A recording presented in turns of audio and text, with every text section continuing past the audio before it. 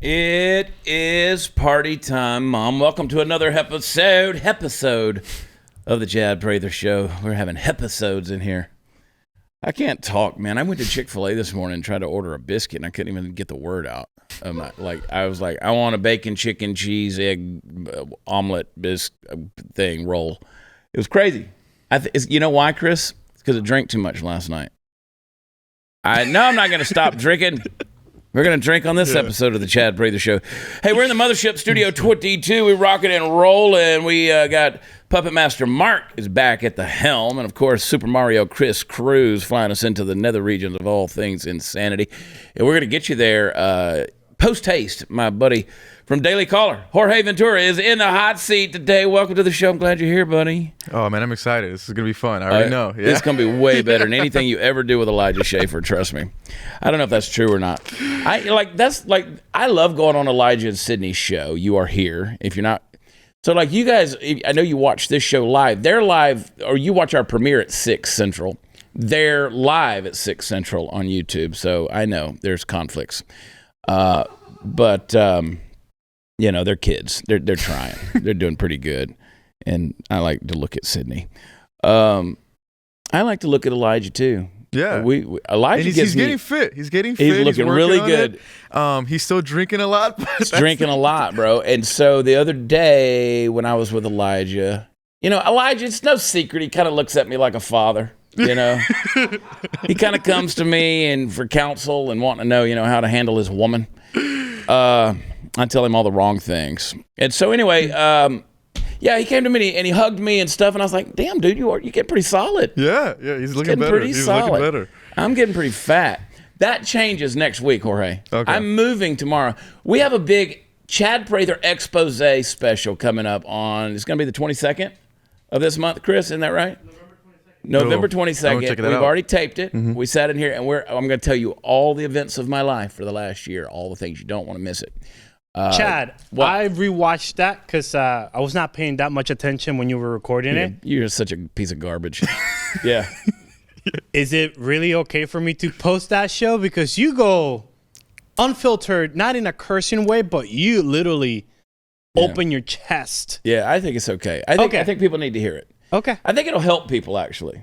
Oh, it helped me. I think there's no helping you, Chris. I think it will. Like I literally think there's some nuggets in there that will help people if they watch that show. Hey, there's a lot of armchair therapy.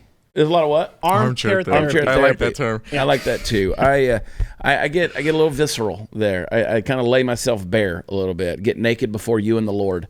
Ooh, that's a good one. That's a good one. That's show title right there. Get naked before the Lord. Before the Lord and before this audience and the Lord. But welcome. I'm glad you're here, Jorge. We're going to have a good time today. I want to encourage everybody to go to watchchad.com. That's where all the fun stuff is.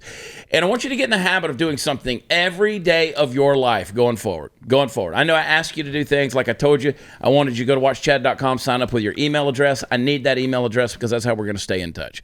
Probably send you a note tomorrow. And it's me writing the notes, folks. I'm the one writing the little newsletters. But I want you to get in the habit of doing another thing. Every single day, whether I tell you to or not, every single day I want you to go to chadprather.com.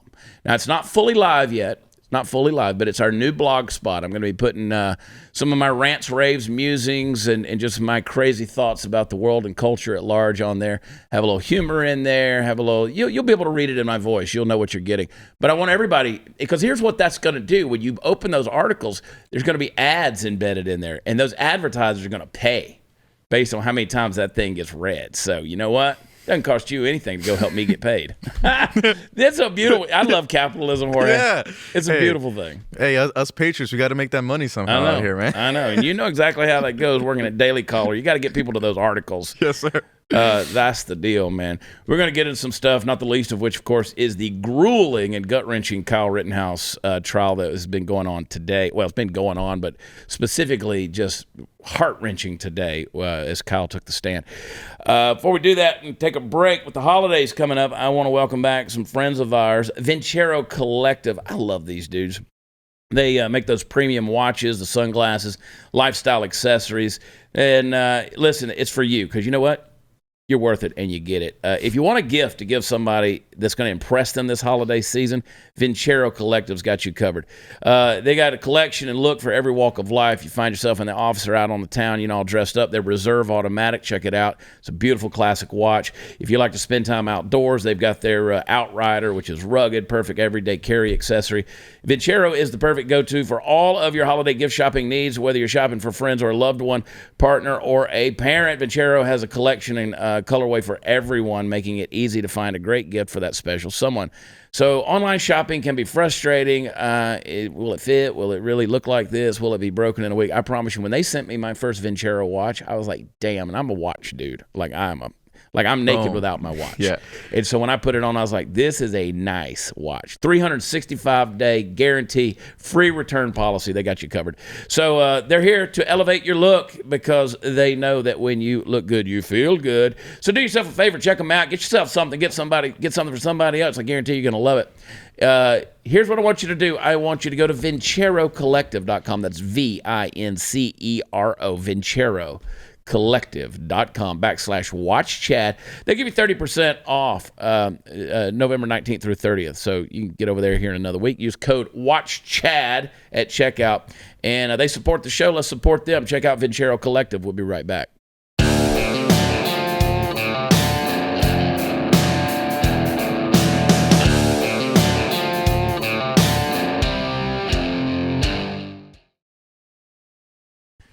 Woo, hey, happy birthday to the Marines. It's November 10th. Semper Fi.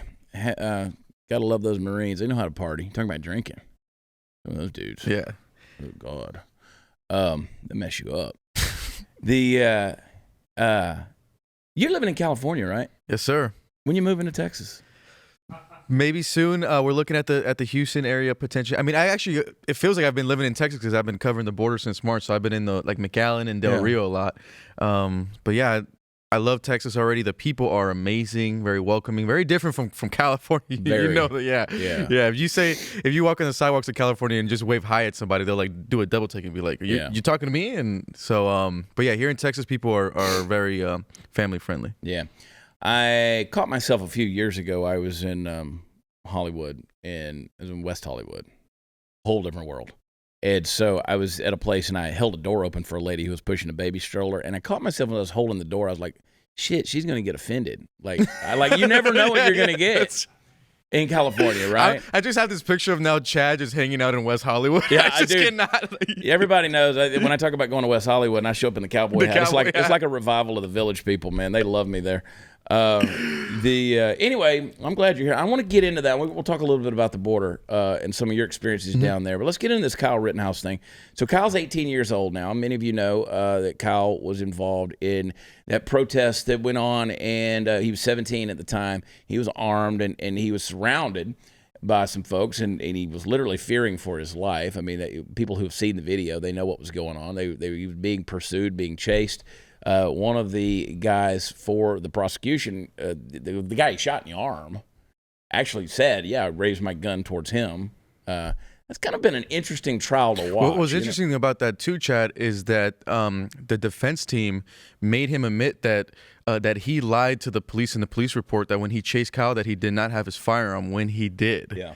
And now he's seeking like $10 million from the city of Kenosha, but he never mentioned that he had that firearm. Yeah. So that was interesting to see that he got caught up on his lie right there. And the reaction of the prosecution is kind of funny when that guy's on the stand because they're like, dude, the face palm. You're killing me, man. The face just... Bro, you're killing me on this thing. But let's play a couple of clips in case you missed it. Here's one of the prosecution questioning Kyle Rittenhouse. 4 shots at him, correct? Yes. You intended to kill him, correct? I didn't intend to kill him. I intended to stop the person who was attacking me and trying to steal my gun.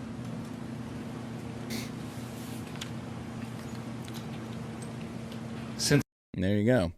And that's the thing. Like they're really trying to make a sacrifice out of this kid. I mean, they really are trying to set him up as the fall guy for anybody that has a firearm anywhere across the United States. I mean, this is such evil doers out there. These Second Amendment guys. And, you know, people have all kind of speculations out there about this case. I get everybody has their opinions. I'm reserving mine at the moment. And then Kyle had a pretty rough go of it there for a little while. Though they actually had to go to a recess because he broke down. It was really kind of heart-wrenching to watch. We're going to show it to you. Play that clip, Mark. Take a deep breath, Kyle.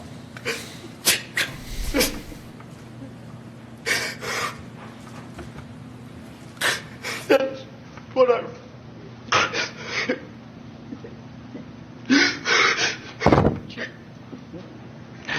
That's what I've run. We're going to just take time for our break anyway.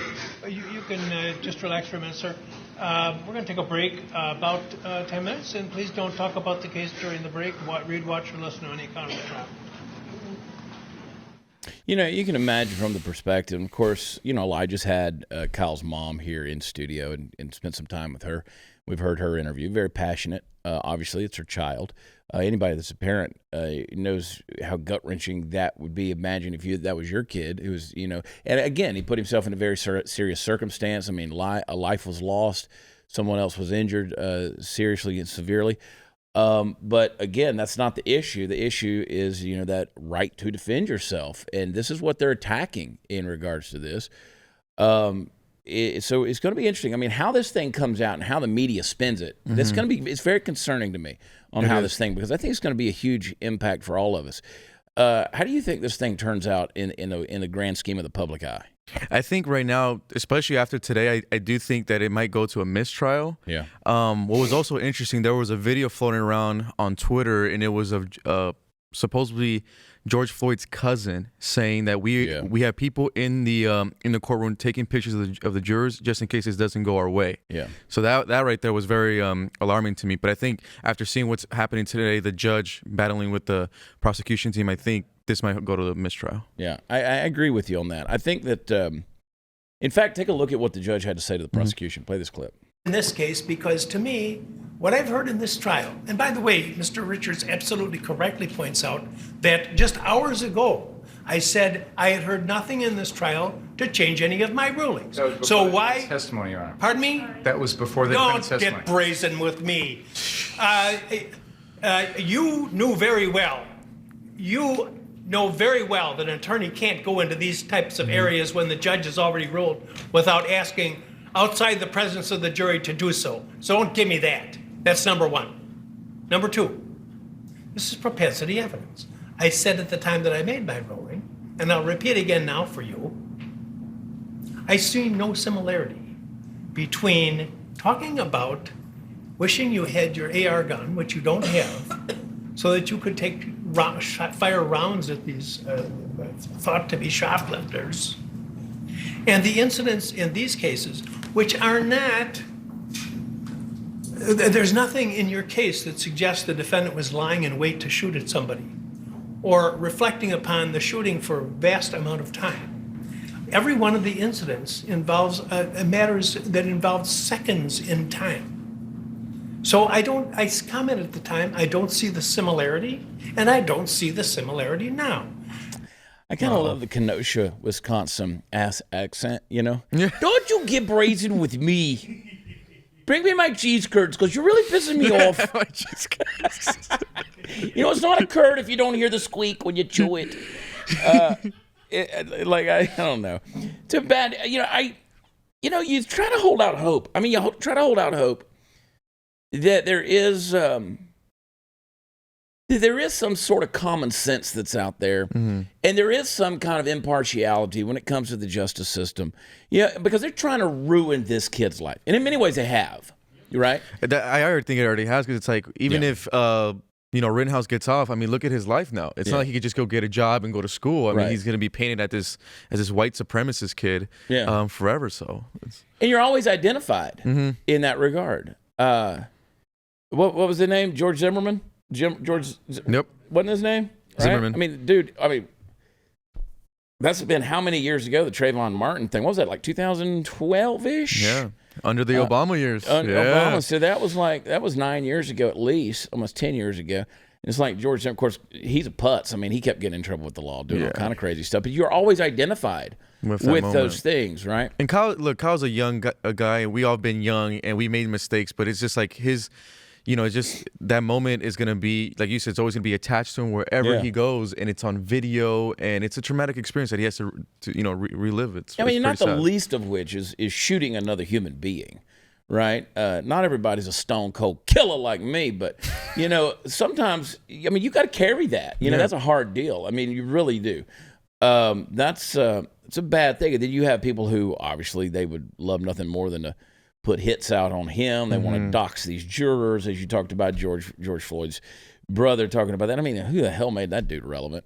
It's amazing to me how people just come out at this stuff. And God, I'm glad Elijah's not here, because this would be turned into a whole big slam on Black Rifle Coffee Company and everything else. I mean, it's just been a shit show from the beginning, right? I mean, the whole thing is it's a tragic mess, and we haven't seen the end of it. But again, back to my point, I hope there's some form of impartiality.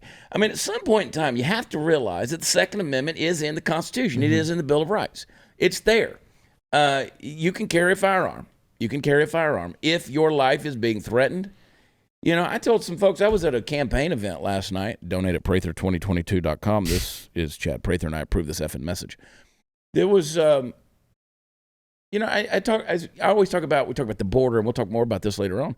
I said, but there's some cases where, like, if somebody breaks in your house, shoot them. Light them up. Shoot them. Yep. I mean, it's so. But now people want to, like one of our advertisers, one of our sponsors, U.S. Law Shield, because you know that you're going to get in trouble if you defend yourself. I mean, so what in the hell is the Second Amendment for in this situation? You see the footage, and there's plenty of video that's now surfaced and been released. They were coming after him. The other dude testified that he put his gun up first at Kyle. In which he lied to the police in the police statement. He never admitted that he had a firearm. So I think that's a big deal. That is a huge And if deal. Kyle doesn't defend himself, they're gonna stomp the guy's head out. Yeah, I mean, they got clubs, they got bats, they got. And they're like six people on him. You can hear people saying, "Get him," go get him. I mean, one guy jump kicked Kyle. I mean, if he didn't have the firearm, they would have just stomped him out right there, and he would have been, he would have died that night. Yeah. So I mean, what are you looking for? I mean, we've already seen, God, what is this? The Elijah Schaefer show at this point in time? You saw Elijah's clip, when the riots were happening back in Dallas, and the kid comes running out there with the sword, and they beat the crap out of him with a skateboard. That was brutal. We've even seen Elijah get punched in the mouth. I was with him that night in Philadelphia. In Philly. Well, not just that, we had someone point a gun. Put a gun at in Elijah's face. And clicked it. Yeah. Yeah. I'm glad Elijah's still with us. I'm glad Elijah's not armed, Oh, I know, yeah. I mean, he is now. He finally got armed. He's armed now, yeah. But oh my gosh, dude. I mean, what is the Second Amendment for? And my God, you're going to ruin somebody's life over this, and then you live in the scope of the eye of public opinion, and that's jury is so unforgiving. Because let's face it, people are just assholes, man. And everybody plays judge and jury on these kind of situations. But at the end of the day, man, it's a bad deal. I feel for this kid. I'm praying for this kid. I'm praying for his mom, his family, everybody that's involved. And again, and look, I understand people say, well, a life was taken. Yeah, well, could have been a couple. Right. I mean, be glad it wasn't more than that. That big old F around and find out. I mean, stop effing around.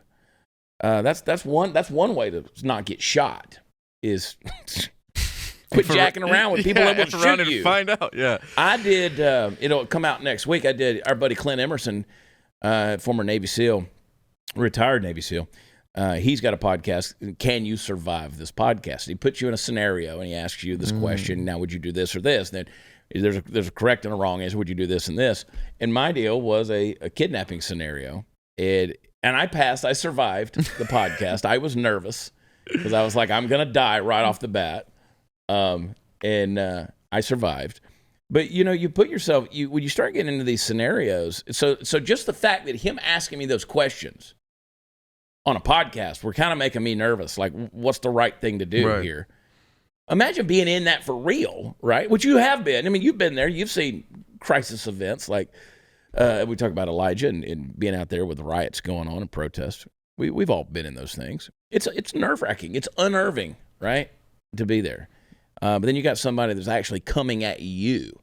You know, like I mean, it's one thing to be in the football game and the quarterback actually throws you the ball and you're like, oh crap, catch it. It's another thing when somebody's coming at you and you're like, oh, dude, they're coming to me. And what was interesting too, Chad, I mean, just a month ago, I was reporting in the Yuma, Arizona sector, and we were filming these human smugglers smuggle migrants, and one of the human smugglers actually almost pulled his gun on me. He was actually armed, and I was put in that situation where it's almost like, you know, fight or flight, and I wasn't armed. I was able to get away from the situation, but it also makes me nervous saying if I was armed, and let's say I did defend myself, I feel like I'm still going to go to jail and, you know, be under investigation. So it's just a tricky scenario right now with this whole Second Amendment battle. They want to make it bad, man. They want to make it bad, and that way you're like, oh, it's not worth it to even have guns. Right. It's not even worth it. That's how I kind of felt at the border. So it just happened in Yuma, Arizona. We published a picture on Twitter, and it went pretty viral. And I'm grateful that Border Patrol did a whole investigation trying to find that member. They expect him to be actually with the cartel since he was armed. So yeah.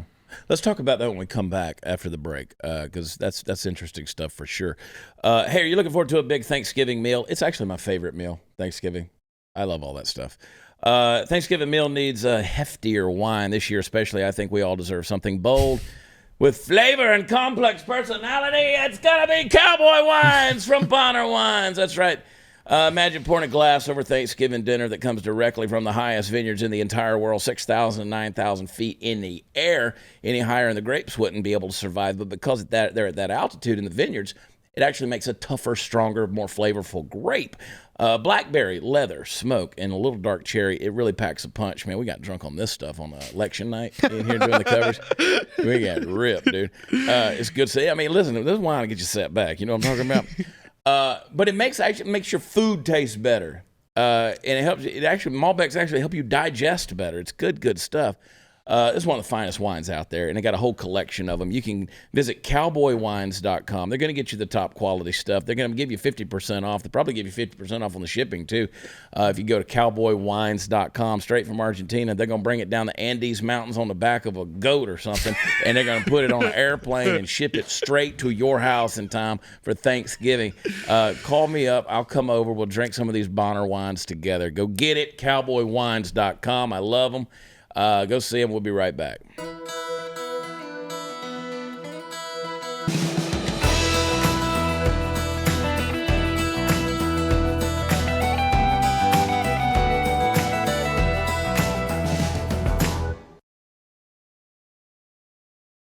And welcome back. Folks, you know how you could tell when a member of the mainstream media is lying to you? They have a very curious tell, and you can spot it if you look closely. It's anytime their mouth is moving and sound is coming out. Their latest attempt at journalistic sleight of hand, which has been about as skillful as it has been journalistic, is to convince you, the American viewing public at large, that critical race theory isn't being taught in schools. And here's the thing. We all know that it is. We've all seen the videos. We've all heard the stories. We all know that this is something real. And whether it's called critical race theory or not doesn't matter, because the result is the same when teachers are pushing its ideas into your kids' ears every chance they get. Now, we've recently seen it right here in Texas, specifically Southlake, Texas, which I'm going to talk about in a minute. But the point I'm making is that the woke media is betting the farm on the notion that you, the aforementioned viewing public, are so colossally stupid that your brain will hit this minor linguistic speed bump and then just stop functioning. It's insidious, but the good news is that it's not very creative. And that lends credence to a notion that's almost too good to hope for. The left has been caught with its pants down on a socio-political issue, and is only now, when it's far too late, realizing that they can't back out of it. Now, for decades, they've pushed and pushed and pushed their agenda, and we've continually fallen back further and further. The ideological underpinnings of critical race theory have been around for a long time. Of course they have. But the left stepped over the line when they went after our kids. Now, I mentioned Southlake because on Tuesday, voters elected the third school board member in a row who's committed to eradicating that school's, quote, diversity plan. Said plan calls for things like creating a system to track microaggressions and incidents of discrimination, as well as basing the school's hiring policies on the basis of diversity. It's over 40 pages of hardcore woke, folks. Now, let me pause here and say this. If anyone watching this buys into the media narrative that this diversity plan doesn't flow from the same poison well as critical race theory, may I suggest that you sit back in your seat, get comfortable, and try not to lick the windows, because the short bus will be coming to a stop very soon, and you can get off and find somewhere safe to be. Now, the voters in South Lake have awakened to the same realization that communities and at least some of their school boards are waking up to this all around the country right now. Our kids are in extreme peril from a school system held in thrall to the woke mob. The potential sacrifice of an entire generation of our kids' minds on the altar of leftism poses an existential threat to our country, and even more importantly, to the lives and well-being of those who we hold most dear. Now, I can't put it any plainer, in any simpler terms. Leftist thinking is a curse. It is a blight on humanity that cost untold millions of lives and ruined billions more. Man is an individual first and part of a community second, but in the twisted worldview of leftism, only the collective matters, and your individualism is a thing to be snuffed out at the earliest possible moment. There's no earlier possible moment than childhood. Now, I'm proud of my fellow Texans for standing up and doing what's right. Victorious battles like this one may point to a winning of the war someday, or it may not. But listen, I stand by the notion that you'd probably do well to pull your kids out of public school if you can. But if you can't, maybe it's time to think about running for your local school board. These bullshit ideas will not fight themselves. You know they won't. So it's up to you, folks. So let's stand together on this thing. It's absolute insanity. These are public indoctrination camps, these schools are. They truly are, and you've heard me say it over and over again. The tree has grown through the house. What do you eradicate? You get rid of the house, you get rid of the tree. What do you do? You got to tear it all down. It's all got to come down. We got to burn this thing to the ground, man. These are indoctrination camps, they're brainwashing camps. They're built on the Dewey Man system of humanism and socialist thinking, and they're trying to turn your kids into little Marxist communists. It's the truth, man. I'm sorry. Every bit of it. Your kids are graduating after 4 or 5 years in college with a degree in undecided because they don't have a damn clue, one, who they are, or how to think critically or with any complexity of thought. So we got to get them out of this garbage. I mean, would you send your kid to the concentration camp every day? Would you? You're like, but I gotta go to work. I gotta have a job. I gotta pay the bills. Somebody's gotta pay for the cell phone and the Xbox. Christmas is coming. They're gonna unload those freaking cargo ships one day. It's such an interesting topic too, Chad, because we just had the Virginia race, and that was an issue that Youngkin won off, was education. And another interesting stat about Virginia is Youngkin beat McAuliffe on the Hispanic vote by 9 points. So it's showing you that these Hispanics, immigrant parents, they don't like the CRT, pushing this hypersexual content. This is a real great opportunity for the right to get those voters, these immigrant voters, these Latino voters, and push them. Because, these immigrants and, Latino voters, they're family-based first. They're very socially conservative. This is a great opportunity for the right to get that. I had, I'm glad you said that. I had had someone who came to a campaign event the other night. He was Hispanic. He holds office in Texas locally. And, we were talking about the Latino voters, and so talking about my efforts, what I'm doing, because I'm pretty involved in that regard. Because the Latino vote, the Latino Texan, let's say, has been largely ignored by the right over the years. They don't go down to the Rio Grande Valley. They don't spend any time in El Paso. In fact, one of my opponents in a conference call with our scheduling people and some campaign managers, I won't say who, but one of them said, we don't plan to campaign in El Paso because there's only 15,000 registered Republican voters there. I said, well, we'll go down there and get those. That's a huge mistake. Huge mistake. And if you look at 2016, when Clinton ran against Trump, all those border towns in South Texas are overwhelmingly Latino, but they swung to Clinton, and it wasn't even close. Fast forward to 2020, all those counties swung to Trump off the border and those issues, because when they see the problems firsthand, they get sick of it. And like I said, the left is opening it up. McAllen, Texas, just voted in their first Republican mayor. That's exactly right. And he's Latino, Javier Villalobos. So right now is that opportunity for the right. Like you said, if you could get down there and talk to them, like I said, they're already socially conservative. Just say, hey, we're going to be here for you. We hear you. We're going to protect your borders, and we're going to be family first party. You're going to win those Latino voters. I think Virginia, like I said, Virginia was just a great example that Latino voters are very involved in their kids' kids' education, and they don't want to see That's right. RT hypersexualized content in their children's insane, education. Dude. So I've received the verbal endorsement from the mayor of Odessa. He's Hispanic. We know about Villalobos down in McAllen. I've been there numerous times. I've been down in Del Rio, in Valverde County numerous times. We've got another rally coming January 22nd down in the Valley. Calling it Rally in the Valley. Got a couple of them coming actually, but it's going to be awesome. And again, people they feel forgotten, and they feel like this is where you take ideologies, make them into policies, and you try to push them on people. And when they violate your values, as it does specifically the Hispanic community, they're like, no. And Chad, I've been, I was interviewing a lot of Latino families in Del Rio when they were hit with those 15,000 Haitians. Yeah. Look, obviously Biden deserves a lot of blame for this, but Governor Greg Abbott has not been strong on the border as well, and those Latino voters feel that he's not visiting them. They're not hearing out their issues, and they say, why does it take for 15,000 Haitians to come to finally us to get that attention? So yeah, they feel left out. A lot of those border towns, when I interview them, that Governor Greg Abbott is not doing enough. Doing it. Yep.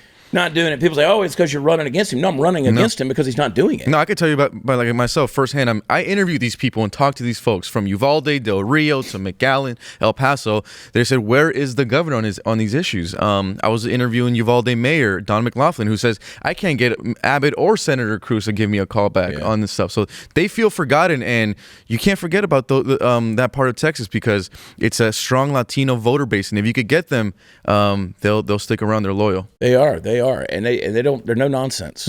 They know their values, and they're no nonsense. They're not going to break away from it. Let's go to a quick break again. I got a couple of questions I want to ask Jorge. Fall is here. I love it actually this time. We're actually getting a little bit of fall here. There's a little bit cooler weather, and it's actually more than just a day or two of it. Because normally we go from 100 degrees to 30 degrees almost within 2 days. But the flu season comes around. We do still have the flu, I think. Last I checked. You want to beef up your immune system with something that's tried and true. Try a dose of real fruits and vegetables, the kinds you get in Field of Greens. Field of Greens, unlike any other superfood, because it uses real USDA organic fruits and vegetables, packed with antioxidants. It supports heart health, metabolism, blood pressure, and digestion. It's pre and probiotic. It's great for everyone in your family. And unlike other nutritional drinks, which rely on only one vegetable, Field of Greens has 18 clinically researched essential fruits and vegetables. So taking Field of Greens is super easy. Just put 1 scoop in a glass of water, stir it up, drink it, and you're done. Here's the best part about it. It actually tastes good. Go to brickhousechad.com. Get 15% off your first order with promo code CHAD. I spell it Chad at checkout. Give it a try. Your body will thank you. brickhousechad.com. brickhousechad.com. Use promo code Chad. We'll be right back.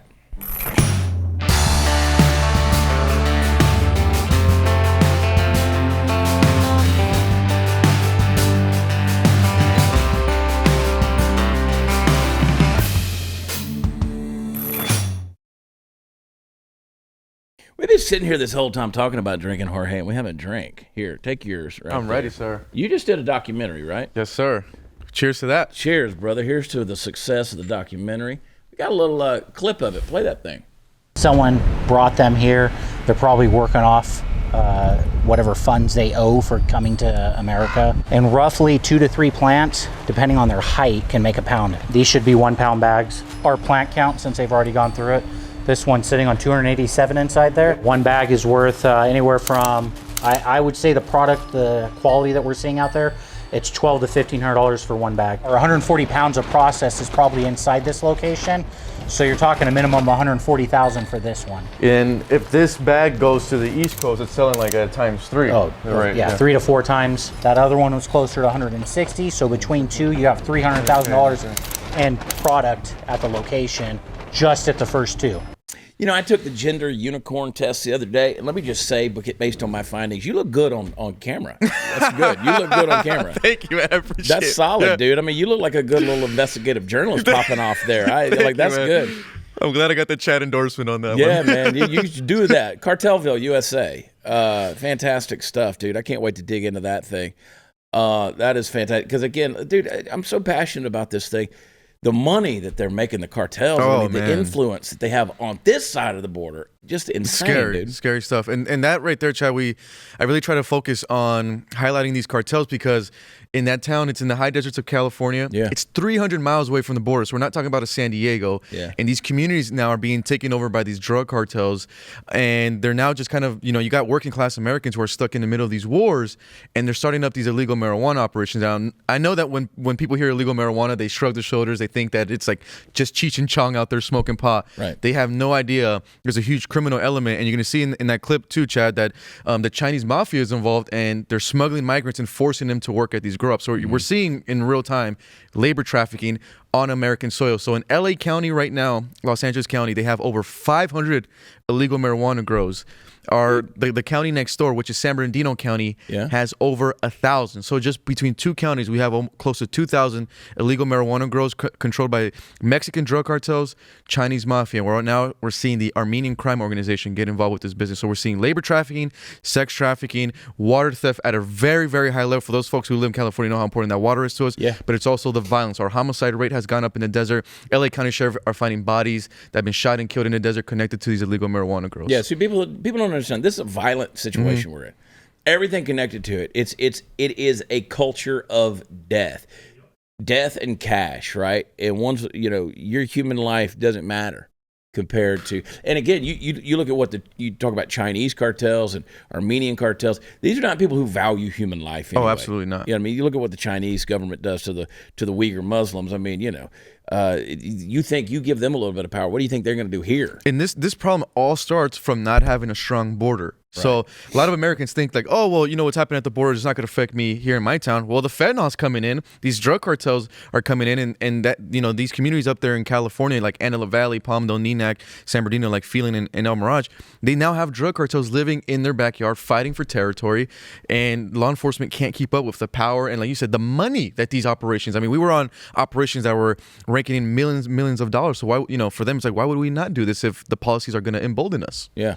So, and here's something I've been telling people in my campaign talks, and people don't realize this. They're like, well, why didn't he close down the border? Because there's money in keeping it open. Yep. People don't want to admit that, but there's money. Like, I read a Forbes magazine article this past week that talks about, based on several different studies that I've read, and this kind of summarized it, that talks about open borders if the estimates are, it would lead to a growth of $100 trillion in the United States. Open borders would. For various reasons that I'm not going to go into right here. But that's why these governments, big governments, even Austin, Texas, Sacramento, Washington, D.C., we know that they don't want to shut the border because they're incentivized to actually have it as open as possible. Right. And then, what people need to realize is these cartels and human smuggling groups, they're bankrolling in right now with this migrant crisis. I was speaking, one Border Patrol agent mentioned to me that these human smugglers and cartels are making up to $14 million a day just off the smuggling of humans. We're not even talking about the drugs and the fentanyl that's coming in. And now that the border is more open and our Border Patrol is overwhelmed dealing with all these migrants, that fentanyl is making its way easier into our country. One agent mentioned to me that just between last year and this year, fentanyl has already increased by 600% into the United States. I mean, they're coming into our working class communities. We have to do something. We have to stand up. So I'm hoping that this documentary shines a light on this issue of what happens when you don't have a strong border. You have cartels living amongst Americans, and this is happening in my hometown up there in Palmdale. So I really encourage people to watch it. It's on carteldoc.com. We have our own website. We don't want to deal.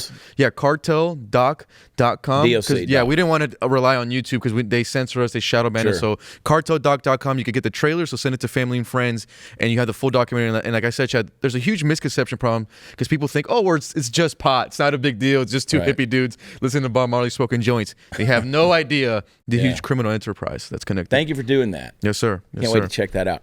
Cartelsdoc.com. Give me a TikTok, Chris. I need one. My second grade boys are officially obsessed with nail polish. So I let them know about the nail polish that Olive and June sent me, and they were like, Mr. Morris, you have to bring us some. And I was like, oh my goodness, I did not expect this.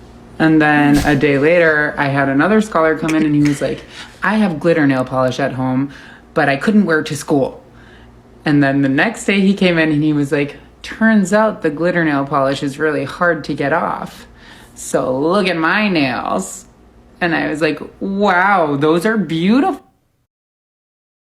Chad, can I say this? Yeah. Can we abolish white liberals already? Like, am I allowed to say that? No, you can, because they have the most guilt. Like they really are just in a battle within themselves. It's crazy. Just beta male vibes as soon as that It's video horrible, started. dude. I mean, talk about being a cuck. This kind of thing. This is why, like, somebody on Instagram called me. They said I'm a candidate for governor. This I'm just a redneck homophobe, and I'm like, no, I make fun of everybody. I don't care who you sleep with. I really don't care, but I am going to make fun of you. Like, you want to be equal to everybody, and I didn't be equal. That means I get to equally make fun of you. That's the way it goes. I wonder what his fingers smell like. Oh. Where you been sticking those fingers, teacher? But like you said, it's like, we don't care who you sleep with, but don't push that on to my kids. Yeah, I had a at conversation that school. we were talking about earlier this week about, I guess it was yesterday, with Ariel Scarcella, about this couple that was talking to me, and they had a perception that I was some, well-known conservative guy, and therefore I must hate gay people and all this kind of stuff. And I said, we don't care. I said, literally no one I know gives a rat's ass about your sexual preference and lifestyle. I said, but now you start legislating things and cramming it down our throats so that you judge my lifestyle. I mean, I guarantee you there's things I do in my lifestyle that people don't approve of. Right. And there are people, we just took a shot at tequila. Hey, we're going to do it again too. There are people who don't approve of that. I get it all the time. Oh, you drink on the show and la. Okay, you don't approve of my lifestyle. But that doesn't matter. That's not going to change it. I'm not forcing you to do something that I do. That's the difference right there. And again, the lefties the progressives are always after the kids. They're always, whether it's Sesame Street and a vaccine. Oh man. Whether it's this kind of stuff, it's drag queen story hour, whatever it may be. I mean, they started. Abortion wasn't enough. Now they got to go after the kids and indoctrinate them as well. And by the way, this is, in my opinion, among other things, not only the hypersexualization of a younger generation, but also this is a form of population control. Arizona Christian University came out with a study the other day that said that 39% of 18 to 24-year-olds identify as LGBTQ. Now, that's stupid. But see, they changed the definitions, put you on a certain spectrum, like the gender unicorn or the gender bear or whatever it was, genderbread. I don't even know. But anyway, that's what they're doing. They're changing the definitions. And so guess what? All your kids are gay. All of them. All of your kids are gay. That's the deal. We'll be right back. All the kids are trans.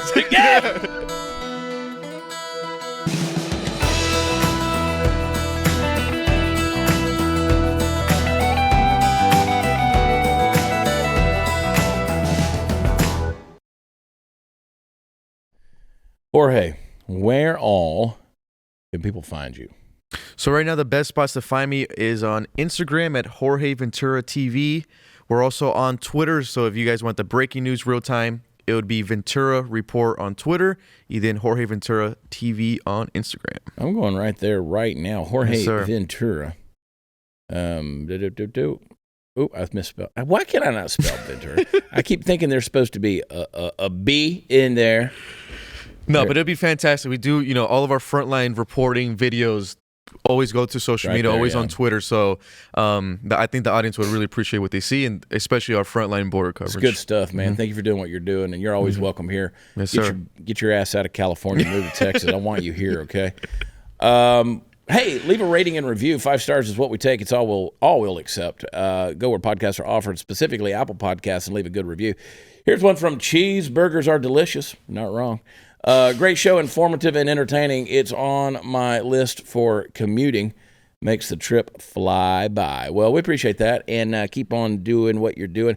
Remember what I told you. What are your marching orders this week? Go to watchchad.com. That's where all the fun stuff is. Sign up with your email address. Come out and see me live. We got shows coming up all over the place. Schulenburg, Texas on the 28th. We got Vidor, Texas on the 10th of December, and Arlington and Houston coming up, and campaign events at Prather2022.com. But the marching orders, every day, ChadPrather.com going forward. I love y'all. God bless you.